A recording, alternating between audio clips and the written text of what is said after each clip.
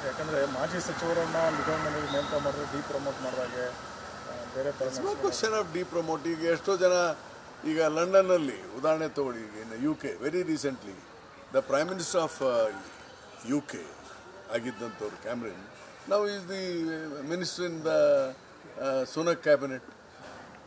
ಇದು senior junior ಪ್ರಶ್ನೆ ಅಲ್ಲ ಇದು. ಆಮೇಲೆ ಇಲ್ಲೇ ನಮ್ಮಲ್ಲೇ ಜಗದೀಶ್ ಶೆಟ್ಟರ್ ಮಿನಿಸ್ಟರ್ ಆಗಿದ್ರು, CM ಆಗಿ ಮಿನಿಸ್ಟರ್ ಆದರು, ಆಗಿದ್ದಾರಲ್ಲ.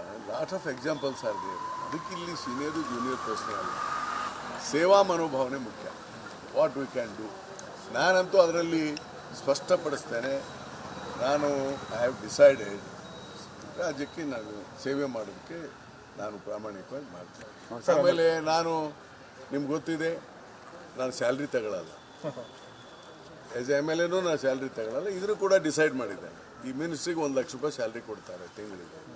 ಮನೆ ತಗೊಳ್ಳದಿದ್ರೆ ಮನೆ ಬಾಡಿಗೆ ಕೊಡ್ತಾರೆ 1.5 ಲಕ್ಷ. ಕೆಲವು ಫೆಸಿಲಿಟಿ ಕೊಡ್ತಾರೆ. I think I don't talk many of the things. ಅಲ್ಲಿ ಏನೇನಿದೆ ಅಂತ ತಿಳ್ಕೊಂಡು ಅದಕ್ಕೆ ಬರ್ತೇನೆ. ಏನು ಇದಕ್ಕೆ ನಾನು ಮೊದಲಿಂದಾನು ಇದನ್ನ ಪದ್ಧತಿಯನ್ನು ಹಾಕೊಂಡು ಬಂದಿದ್ದೀನಿ, ಇವತ್ತಿಂದಲ್ಲ. ಇದನ್ನು ಇಂತಹ ಒಬ್ಬ ಪ್ರಾಮಾಣಿಕ ರಾಜಕಾರಣಿನ, ಸಜ್ಜನ ರಾಜಕಾರಣಿನ ಮಂತ್ರಿಯಾಗಿ ನೋಡಬೇಕು ಅಂತಂದ್ರೆ ನಿಮ್ಮ ಕ್ಷೇತ್ರದ ಜನರದು. ಪ್ರಾಮಾಣಿಕ ಅಪ್ರಾಮಾಣಿಕ ಪ್ರಶ್ನೆ ಅಲ್ಲ ರಾಜಕಾರಣದಲ್ಲಿ. ಇದು ಡಿಬೇಟೇಬಲ್. ಪ್ರಾಮಾಣಿಕ ಅಪ್ರಾಮಾಣಿಕ ಅನ್ನೋದು ಇಸ್ ಡಿಬೇಟೇಬಲ್. ಒಬ್ಬೊಬ್ಬರು ಒಂದೊಂದು ಥರ ಇರ್ತಾರಪ್ಪ, ಒಂದೊಂದು ಥರ ಯೋಚನೆಗಳು ಇರ್ತವೆ. ನಾವು ಓಲ್ಡ್ ಸ್ಕೂಲ್ ಆಫ್ ಥಾಟ್ಸಲ್ಲಿ ಇದ್ದೇವೆ, ಒಳ್ಳೇದು ಮಾಡಬೇಕಂತೇಳಿ ನೋಡೋಣ. ಸರ್, ಆಮೇಲೆ ಕುಮಾರಸ್ವಾಮಿ ಅವರು ಸುದ್ದಿಗೋಷ್ಠಿ ನಡೆಸಿದ್ದಾರೆ, ಸರ್ಕಾರದ ಆರ್ಥಿಕ ಪರಿಸ್ಥಿತಿ ಬಗ್ಗೆ ಮಾತನಾಡಿದ್ದಾರೆ. ತಮ್ಮ ಬಗ್ಗೆನೂ ಕೂಡ ಪ್ರಸ್ತಾಪ ಮಾಡಿ ವಿಶ್ವದ ದೊಡ್ಡ ಆರ್ಥಿಕ ತಜ್ಞರ ಅನ್ನ ರಾಯ್ ರೆಡ್ಡಿ ಅವರು ಅಂತ ಪ್ರಶ್ನೆ ಮಾಡಿದ್ದಾರೆ. ಸರ್, ಈ ಕುಮಾರಸ್ವಾಮಿ ಅವರು ವಿಶ್ವದ ಆರ್ಥಿಕ ತಜ್ಞರು, ನಾನು ಗ್ರಾಮದ ಆರ್ಥಿಕ ತಜ್ಞರು. ಅವ್ರಿಗೆ ಯಾಕೆ ಬೇಕು? ನನ್ನ ಜೊತೆ ಕೂತ್ಕೊಳ್ಳಿ ಕುಮಾರಸ್ವಾಮಿ.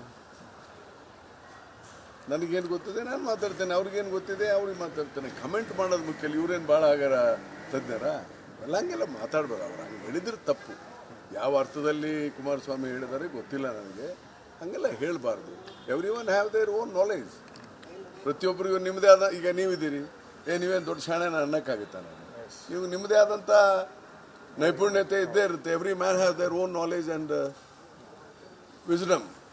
ಹಾಗೆಲ್ಲ ಹಗುರವಾಗಿ ಮಾತಾಡಬಾರ್ದು. ಸರ್, ಆಮೇಲೆ ಈಗ ಪ್ರಮುಖವಾಗಿ ಪ್ರಧಾನಿ ಅಭ್ಯರ್ಥಿ ಆಯ್ಕೆ ವಿಚಾರದಲ್ಲಿ ಕಾಂಗ್ರೆಸ್ನಲ್ಲೇ ಕೆಲವೊಂದು ಗೊಂದಲ ಇದೆ. ಒಂದು ಕಡೆ ಮಲ್ಲಿಕಾರ್ಜುನ ಖರ್ಗೆ ಅವರ ಹೆಸರು ಕೇಳ್ಕೊಡ್ತಾ ಇದೆ, ಮತ್ತೊಂದು ಕಡೆ ಸಿದ್ದರಾಮಯ್ಯನವರು ರಾಹುಲ್ ಗಾಂಧಿ ಪ್ರಧಾನಿ ಆಗಬೇಕು ಅಂತ ಹೇಳ್ತಿದ್ದಾರೆ. ಗೊಂದಲ ಏನಿಲ್ಲ, ಅವರವರು ವೈಯಕ್ತಿಕ ಅಭಿಪ್ರಾಯಗಳನ್ನು ವ್ಯಕ್ತಪಡಿಸಿದ್ದಾರೆ. ನಾನು ಜುಲೈ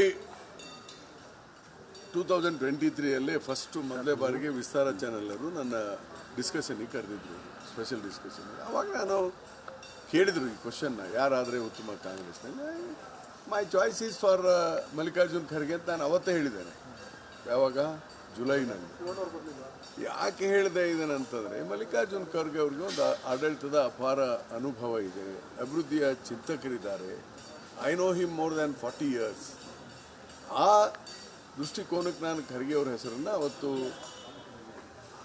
ಪ್ರಧಾನಿ ಆದರೆ ಸರಿ, ಇದು ಕಾಂಗ್ರೆಸ್ ಹೈಕಮಾಂಡಿಗೆ ಬಿಟ್ಟಂಥ ವಿಚಾರ, ಡಿಸೈಡ್ ಮಾಡೋದು ಅನ್ನೋದನ್ನು ನಾನು ಹೇಳಿದ್ದೇನೆ. ಇವತ್ತು ಖರ್ಗೆ ಅವ್ರ ಹೆಸರನ್ನು ಕಾಂಗ್ರೆಸ್ ಹೈಕಮಾಂಡ್ ಡಿಸೈಡ್ ಮಾಡಿದ್ರೆ ನಾನು ವೈಯಕ್ತಿಕವಾಗಿ ಸಂತೋಷ ಪಡ್ತೇನೆ ಅಷ್ಟೇ.